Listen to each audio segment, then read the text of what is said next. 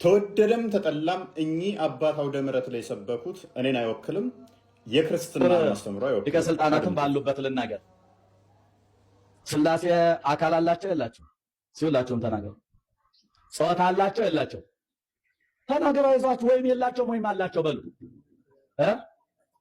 የላቸውም።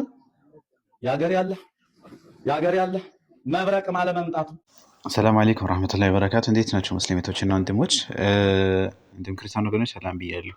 ያው እንደሚታወቀው ሰሞኑን በክርስቲያኖች ማለትም በቲክቶዶክስ እና በኦርቶዶክስ በመሬታ ኦርቶዶክስ መካከል ያው ሰፊ ንትርኮች ተነስቷል። እሱ ምንድነው ለእግዚአብሔር አካላት አሉት ወይስ የለውም፣ ጾታ አለ ወይስ የለውም የሚለው ለስላሴዎች የሚለው ነገር ውዝግብ አንስቷል እና ቲክቶክ ላይ ያሉት ከመጽሐፍም ከቀደምት አባቶቹ መረዳት የፈነገጠ ነገር ሆኖ ለአምላካችን ለእግዚአብሔር ወይም ደግሞ ለስላሴዎች አካል የሚባል ምናምን የሚባል ነገር የላቸውም ብሎ ሲናገሩ ቆይቶ ነበር እና መሬት ላይ ያለችው ኦርቶዶክስ ደግሞ መታ አረ የምን አካል ብቻ ነው ጾታም አለው ብላ እውነታውን ፍርጥ ማድረጓን አንስቶ ያው ቲክቶዶክሶች እዚህ ቲክቶክ ላይ ያሉ ዲያቆናት ያው ብዙ መደናገጥ ውስጥ ገብቷል። ዞሮ ዞሮ ግን መጽሐፋቸው ምን ይላል የሚለውን ስንመለከት መጽሐፈ ምዕላድ ላይ ምዕራፍ 10 ቁጥር 7 ላይ በአዳም ላይ ያለው መልክ ሁሉ በአብ በወልድ በመንፈስ ቅዱስ ላይ ያለ ራስም ቢሆን ገጽም ቢሆን ጆሮዎችና አይኖችም ቢሆኑ አፍንጫና ከንፈሩም ቢሆን አለ ብሎ ያስቀምጣል። ይሄ እምነት ደግሞ የማን ነው ሲባል 318ቱ ሊቃውንት የኒቄ ጉባኤ ላይ የነበሩ ሊቃውንት ያመኑት ያጸደቁት እምነት እንደሆነ እዚሁ ላይ ያስቀምጣሉ ማለት ነው። ባጭሩ መጽሐፍቶቻቸው ምን ይላል? ለእግዚአብሔር ሙሉ ለአብ ለወልድ ለመንፈስ ቅዱስ ሙሉ አካላት እንዳሉት ያስቀምጣሉ ማለት ነው። የመሬቷ ኦርቶዶክስ ምን ትላለች የሚለውን ደግሞ እስቲ መሬት ላይ ካሉ ከኦርቶዶክስ መምህራን የምንሰማ ይሆናል ማለት ነው። አያችሁ አይደለ? መጽሐፍቱም በዚህ መልኩ ያስቀምጣሉ። የቲክቶዶክሶች ደግሞ ይሄንን ነገር ሽምጥጥ አድርጎ መካዳቸውን ያው ሰምታችኋል ማለት ነው። እኛን አይመለከትም እያሉ ነው እነሱ። ከመጽሐፉም ወጥቶ ከቀደምት አባቶች መረዳት ወጥቶ ነው ያሉት።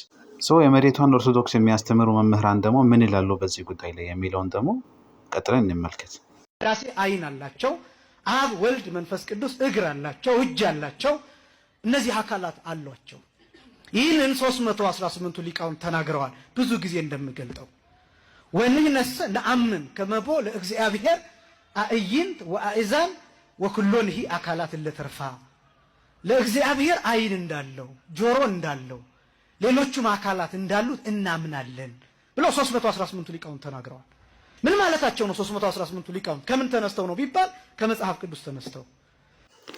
በተጨማሪም ሃይማኖት አበው ላይ በግልጽ እንደተቀመጠው ምዕራፍ 12 ላይ የማይመረመር የሆነ ለእግዚአብሔር እጅ፣ እግር የመሳሰሉ ነገራቶች አፍንጫ፣ ጆሮ ምናምን እንዳለው በግልጽ ያስቀምጣሉ። ግን አይመረምርም ብሎ ነው የሚያስቀምጡት። ሌላኛው ምስቲ መምህር ደግሞ ማለት የመሬት ኦርቶዶክስ ምን ብላ ነው የምታስተምረው የሚለውን ደግሞ ሌላ መምህር እናዳምጣለን ማለት ነው። በነገራችን ላይ እንደዚህ ሲባል እግዚአብሔር አካላቶች አሉ ሲባል ምሳሌያዊ አነጋገር አይደለም ብሎ የሚያስቀምጡ መምህራን አሉ። የመሬት ኦርቶዶክስ እንደዛ ብላ ነው የምታስተምረው ምሳሌ ሳይሆን በሐቂቃው አለው። ግን ሰው መርምሮ የማያገኛቸው መርምሮ የማያውቃቸው ነገር ግን ሐቂቃ የእውነት የሆኑ አካላት እንዳሉት በግልጽ መምህሩ ያስቀምጣል ማለት ነው።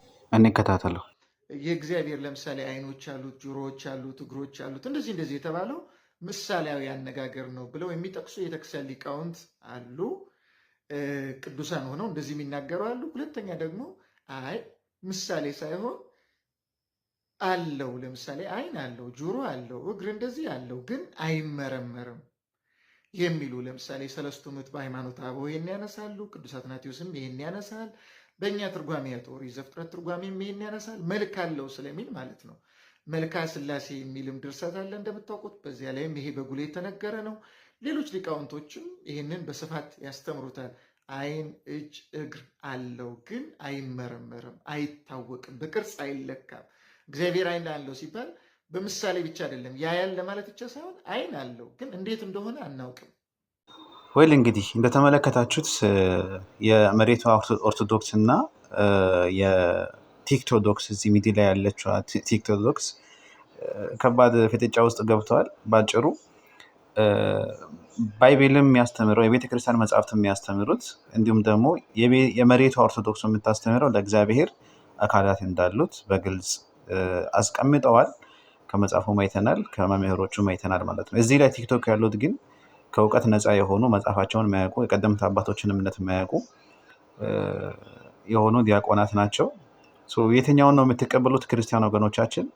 መልስ እንሻለን። ማለት ለእግዚአብሔር አካላት አሉት የሚሉትን ነው የምትቀበሉት መምህሮች የምትቀበሉት ወይስ የለውም የሚሉትን እዚህ ቲክቶዶክስ የሚባሉትን እነሱ ነው የምትቀበሉት? ምርጫው ለእናንተ ነው። በአጭሩ ይህን ይመስላል። ሰላም አለይኩም ወረሕመቱላሂ